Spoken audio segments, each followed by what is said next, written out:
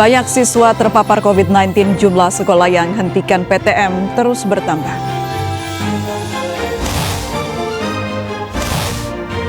Polisi selidiki dugaan praktek perbudakan di rumah Bupati Langkat.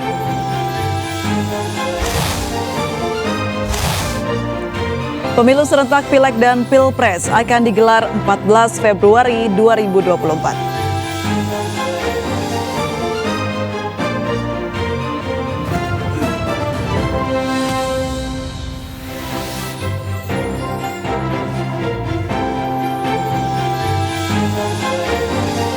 Halo pemirsa, 5 organisasi profesi medis mengajukan surat permohonan evaluasi kebijakan PTM 100%. Sementara itu konflik Ganjar Puan dinilai sebagai strategi politik internal PDI Perjuangan.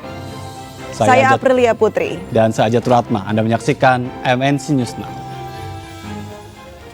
Pemirsa, jumlah siswa SMA Negeri 4 Gambir, Jakarta Pusat yang terkonfirmasi positif COVID-19 bertambah. Dari sebelumnya 5 siswa kini menjadi 10 siswa.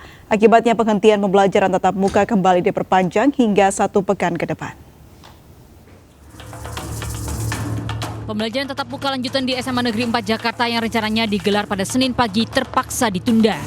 Ini terjadi lantaran berdasarkan hasil tracing swab PCR terhadap 123 siswa, guru, dan pegawai, ditemukan kembali kasus COVID-19 sebanyak 5 siswa.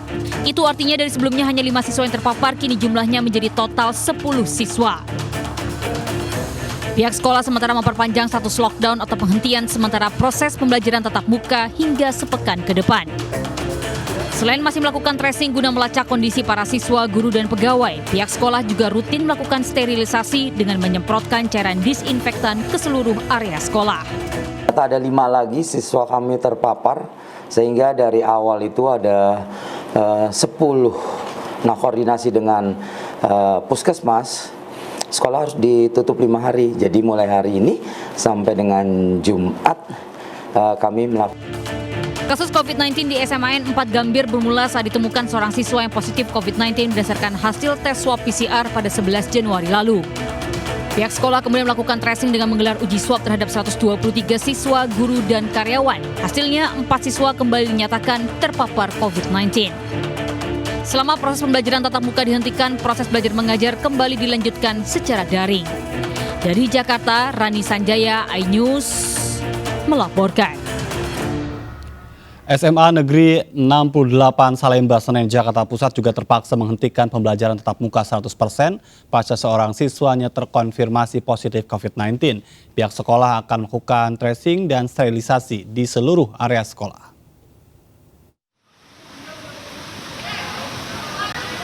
Kasus COVID-19 di lingkungan sekolah terus bertambah.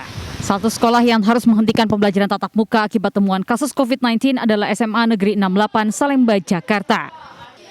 Di SMA Negeri 68 Salemba, Jakarta, 1 persatu siswa diperiksa oleh petugas kesehatan puskesmas sebagai salah satu upaya tracing. Terhitung mulai Senin kemarin, kegiatan belajar mengajar secara tatap muka dihentikan sementara selama sepekan ke depan. Ini dilakukan karena seorang siswa terkonfirmasi positif COVID-19 berdasarkan tes swab PCR. Agar penyebarannya tidak kian meluas, pihak sekolah langsung melakukan lockdown dan meminta agar siswa yang positif COVID-19 melakukan isolasi mandiri. Jadi setelah Sabtu, Minggu, nah Minggu itu baru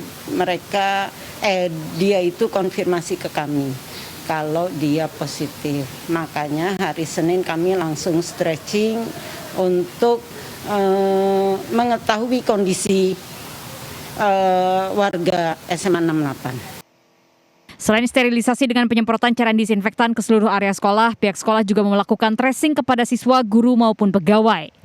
Seluruh warga sekolah diminta untuk taat pada penerapan disiplin protokol kesehatan untuk mencegah sekolah menjadi klaster sebaran kasus COVID-19.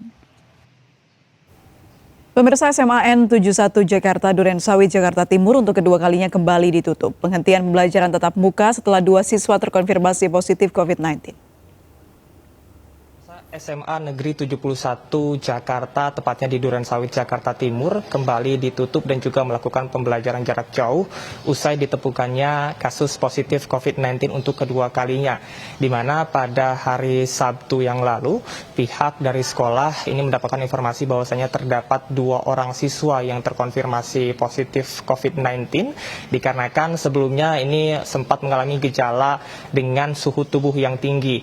Kemudian juga setelah itu pihak dari sekolah pada hari Senin ini memang sempat melakukan pembelajaran tatap muka 100% dan juga kegiatan belajar mengajar secara langsung. Namun pada pukul 10 pagi pihak dari sekolah bersama dengan orang tua siswa ini melakukan rapat terbatas yang menghasilkan kesepakatan bahwasanya pada hari ini dilakukan pembelajaran jarak jauh hingga dengan 5 hari ke depan sesuai dengan aturan SKB 4 Menteri. Adapun berdasarkan informasi yang kami dapat, nantinya satu kelas di mana siswa tersebut berasal, ini yakni di kelas 12 IPS, ini akan dilakukan swab PCR di Puskesmas Durensawit, dan terdapat dari 35 siswa 14-nya dinyatakan negatif, kemudian juga 3 masih menunggu hasil, sedangkan untuk 18 orang ini akan dilakukan swab PCR hari ini. Untuk guru, terdapat 20 guru yang dilakukan pemeriksaan, 3 negatif, 1 positif, dan juga 16 orang ini akan dilakukan pemeriksaan PCR pada hari ini di Puskesmas Durensawit. Adapun untuk pembelajaran jarak jauh, berdasarkan pemantauan kami, ini guru tetap datang langsung ke sekolah untuk melakukan pengajaran, sedangkan siswa berada di rumahnya masing-masing dengan menggunakan aplikasi Zoom Meeting. Kemudian juga pihak sekolah menyampaikan bahwasanya sekolah akan dibuka pada tanggal 31 Januari ataupun di hari Senin depan. Dan ini juga akan masih menunggu rekomendasi dari pihak puskesmas setempat apakah masih diperbolehkan dan memungkinkan untuk dibuka ataupun tidak. Dari Jakarta, Camar Henda, Ilham Elias, Eri Nugraha, iNews melaporkan. Pemirsa, 5 organisasi profesi medis mengajukan surat permohonan evaluasi kebijakan PTM 100% kepada 4 kementerian. Ini berdasarkan laporan dari beberapa negara, proporsi anak yang dirawat akibat infeksi COVID-19 varian Omicron lebih banyak dibandingkan dengan varian-varian sebelumnya.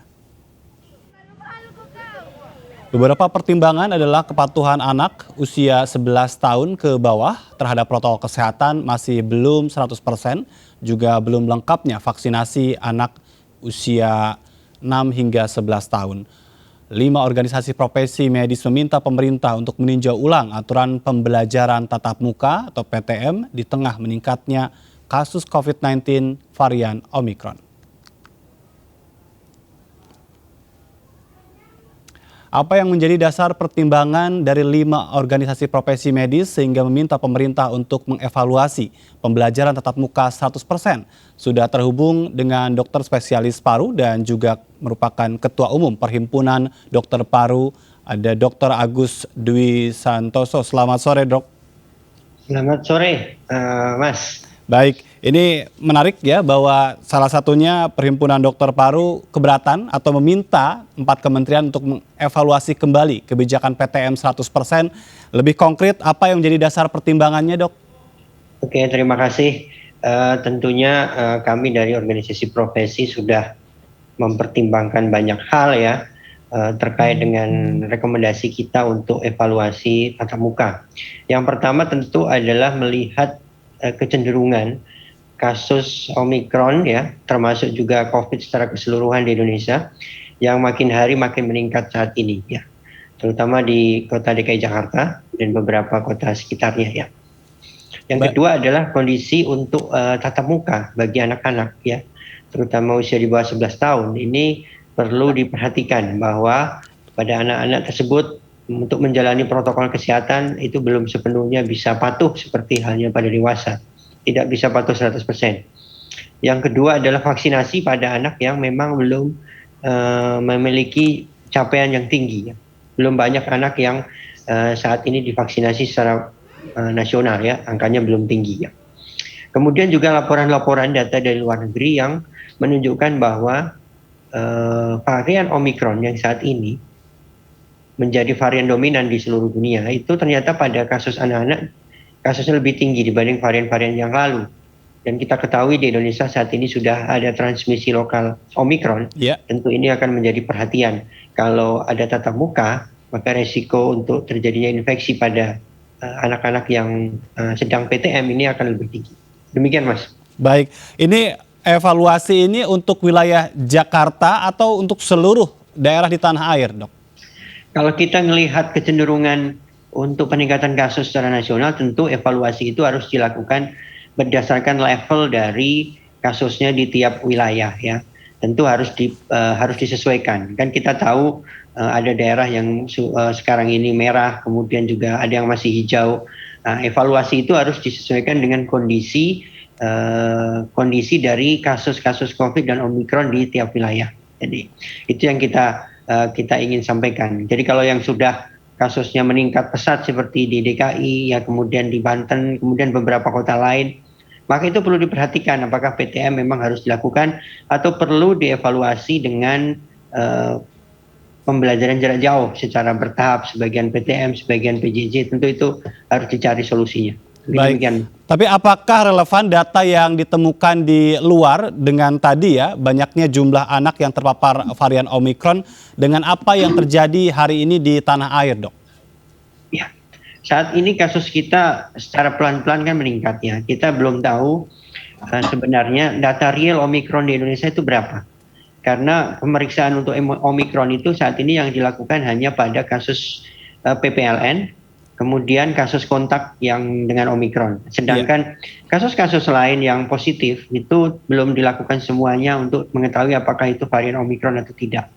Jadi ini mesti diperhatikan. Bisa jadi dari sekian ribu kasus yang positif di Indonesia saat ini, itu sebagian besar bisa jadi itu Omikron. Tapi kita belum memiliki data, walaupun saat ini data yang ada Omikron masih sedikit. Itu mesti menjadi perhatian, ya, bahwasanya kalau kita datanya real, maka gambaran itu juga tidak berbeda dengan gambaran di luar negeri. Baik, dari apa yang sudah dijalankan selama ini kalau kita lihat jika ada kasus COVID-19 di satu sekolah itu hanya ditutup dalam waktu 1 pekan kemudian kembali dilanjutkan dengan PTM. Ini apakah itu sesuai dengan ketentuan karena kita tahu juga ada masa inkubasi atau seperti apa perhimpunan melihatnya? Jadi kalau kami dari profesi melihat bahwa masa inkubasi itu untuk COVID ini kan bervariasi ya. Dari 5 sampai 14 hari ya, beberapa kasus bahkan ditemukan setelah 14 hari baru positif yang sebelumnya kontaknya 14 hari yang lalu. Oleh karena itu kalau mengambil nilai 1 minggu sebenarnya ini masih memiliki resiko. Bisa jadi pada orang-orang yang inkubasinya lebih lama dan dia kontak erat dengan pasien positif COVID, maka bisa muncul setelah hari ke-7 atau ke-8 dan kemudian masuk sekolah. Maka dia bisa menjadi sumber penularan berikutnya. Jadi memang harus diperhatikan bahwa keputusan 7 hari ini apakah tepat atau tidak mesti dikonsultasikan dengan para pakar tentunya lebih pasnya seperti apa. Baik, mengajukan evaluasi ke 4 kementerian sejauh ini tanggapannya seperti apa, Dokter? Kita dari profesi mendapatkan beberapa tanggapan ya. Secara langsung kita sudah juga diminta untuk ada istilahnya bertemu dengan kementerian mengenai surat kita ya. Mungkin dalam minggu-minggu ini kita juga ada pertemuan dengan beberapa kementerian terkait dengan surat yang sudah diajukan dari 5 organisasi profesi. Baik, tapi seperti kita ketahui bersama bahwa pemerintah kemarin ini menegaskan bahwa meskipun Omikron naik, pembelajaran tatap muka masih jalan terus. Ini saya ingin nanti melanjutkan perbincangan ini usai jeda, Dok. Kita akan jeda terlebih dahulu dan pemirsa tetaplah bersama kami di MNC News.